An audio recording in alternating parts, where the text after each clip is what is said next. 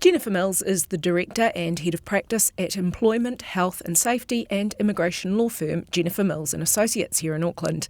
Jennifer joins me now to talk about two recent cases of employment law. And Jennifer, one revolves around the vexed question of mask use in the workplace. Can you explain? Thanks, Dita. So the first case I'd like to talk about is the first case involving mask exemptions.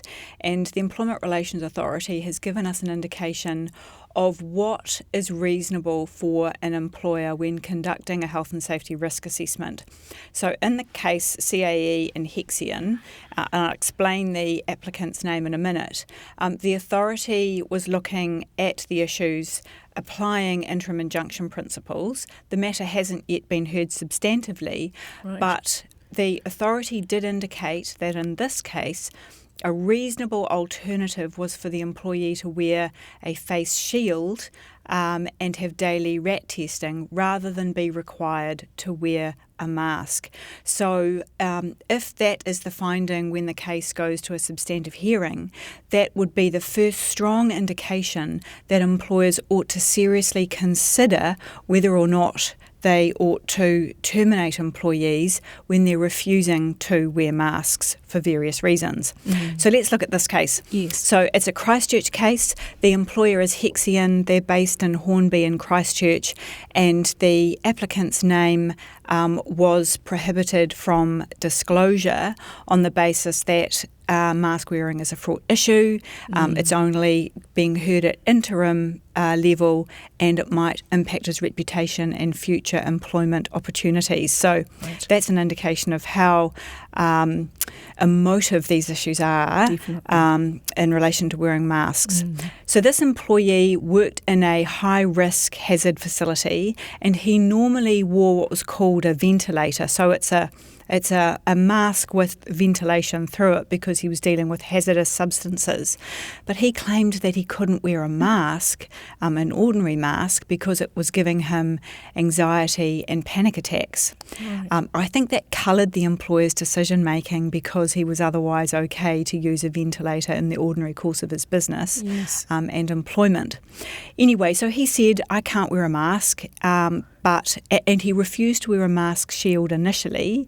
He went and got a government mask exemption, but his employer, Hexion, said, no, we've conducted a health and safety risk assessment across that part of the business or that portion of the business, and we believe that from a health and safety perspective, it's a lawful and reasonable instruction to require you to wear a mask. Yes. Sorry, I just want to interrupt you for a second if that's okay, and that is just to go back a little bit. So he had to wear a mask as part of his job. A ventilator. A ventilator. Yes. And had he been wearing that up until the point of COVID? And he was wearing a ventilator, so it was only the parts of his job when he wasn't otherwise required to wear a ventilator that he'd have to wear a mask. A mask like the rest of us have to wear on the bus or whatever. Exactly right. Sorry, right. Carry on, please. No problem at all. So he had resisted initially wearing a face shield, but I think he received legal advice reading through the lines, and he conceded that he would wear a face shield and would conduct daily RAT testing. The employer took it to a disciplinary process, put the allegations to him, requiring him to wear a mask. He wouldn't wear a mask, and the employer dismissed him and said that it was a lawful and reasonable instruction after we've conducted our health and safety risk assessment that you wear a mask. The authority looked at the matter only on an interim injunction basis, so it was an application for interim reinstatement. He was awarded interim reinstatement with the carve-out that it could be to the payroll, but it was on the basis that he had an arguable case that the dismissal was unjustified. The balance of convenience was in his favour, so he was the primary income earner for the family. They'd be in financial hardship if he wasn't reinstated. And standing back and looking at the overall justice, it looked as though a reasonable alternative would have been to wear a face shield and undergo daily RAT testing. And that's what the authority found. And whilst the authority made provision for the employee to just remain on the payroll, which means that they stay at home on garden leave and they don't go to work, the authority said that if the employer required him to work during that period waiting for the substantive hearing, he was he was okay to go to work wearing a face shield and undergoing daily rat testing. Right. And that is what, in my view, is the indication that if that matter went to a substantive hearing, the authority is more probable than not to find in favour of the employee that a reasonable alternative in that particular workplace would be to wear a face shield, albeit they're known not to be as effective as masks, and undergo daily rat testing. I don't think this case would apply to the health sector or residential care, the aged care sector, but I do think that it is a case which is a useful precedent in more generic workplaces. It might be a useful precedent, but to the outside person, it's hard to understand why that person can wear a ventilator, which is a much bigger contraption than a mask, but then have a problem with a mask. I mean, is this a case of someone sort of trying to test the limits because they fundamentally don't agree with the COVID response, for example? Well, reading between the lines, that's exactly right, Dita. That's what I think was going on, but it's hard to tell. Yeah. The employee said he wouldn't wear a mask. It was giving him anxiety, and I know that some people do have anxiety. Yeah. He did legitimately get a government mask exemption, so he was protected from that basis. The employer said, that's fine that you have a government mask exemption, but we believe that for you to be able to safely perform your role, you need to wear a mask. So the right thing to do is to actually dismiss you. Wow, that's on health and safety grounds. So in the meantime, while this case goes to its final hearing, mask mandates may be dropped altogether. So that's right. So the government's currently reviewing the mask mandates, and it may be. I think we've had an indication from the government that we're only going to see them in health and where employees work with vulnerable members of the public. Yeah. Aged care facilities and the like. So this, if we get a new government direction, this case may ultimately just be settled between the parties and not ultimately end up in a substantive hearing.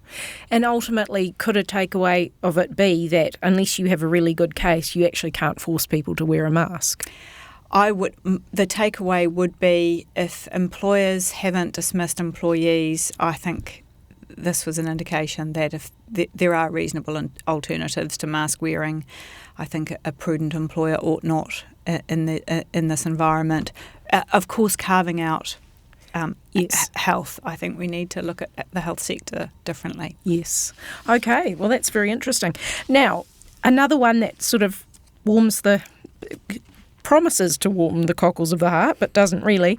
Teddy v. Friends. What's this all about?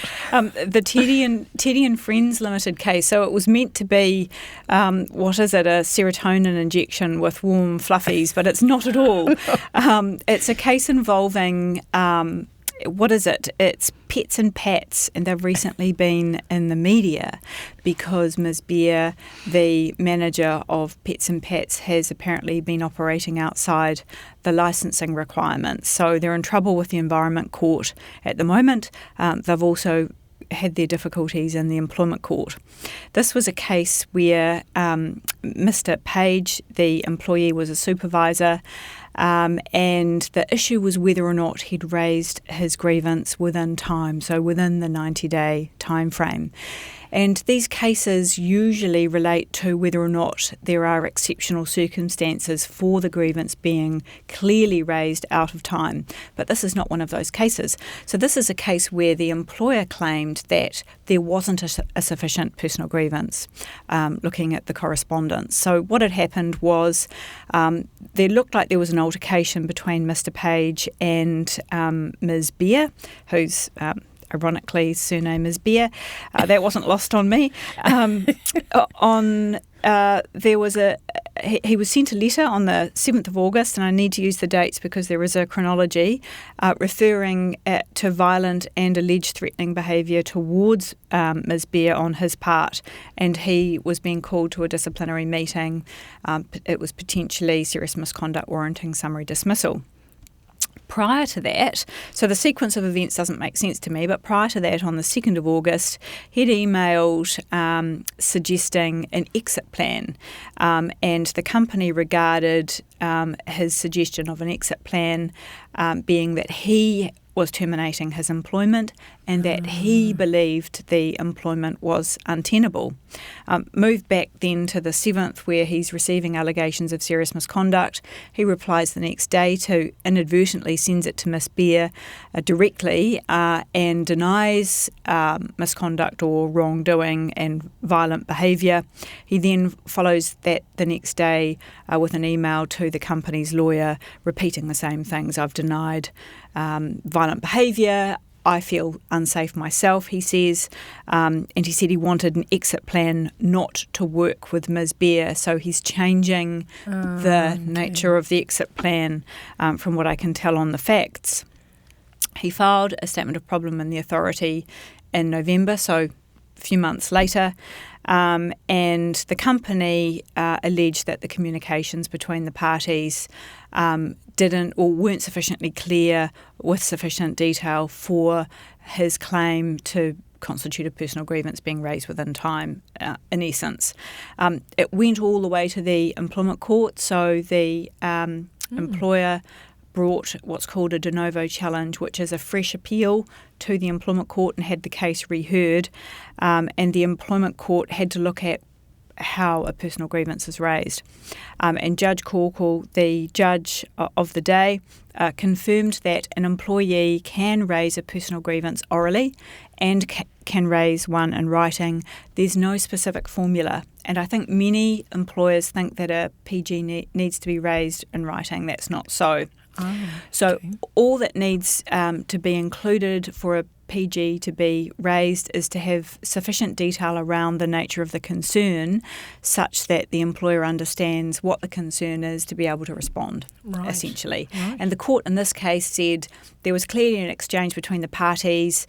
Mr. Page was saying that he didn't think that what he had done was violent behaviour or threatening, and that he wanted an exploration of an exit plan so as not to work with Ms. Beer, and he'd rejected that in writing, that he believed he'd terminated his employment. And the court said, well, that's clearly sufficiently clear for an employer to be able to respond, yes, he did raise his grievance within time, and suggested the parties try and settle the matter between them, and that was the end of it. Right. And did they settle the matter? We don't know. This is just the case around whether or not the personal grievance was raised within 90 days. I see. But he would have likely then got some kind of settlement from that. You would expect that the parties would then settle the matter. Wow, that's really something for employers to look out for, isn't it? Goodness me. Absolutely right. And no pets and pats there at the end. No warm fuzzies with pets and pats, and employees can raise grievances verbally. Good to know. Thank you, Jennifer. You're welcome.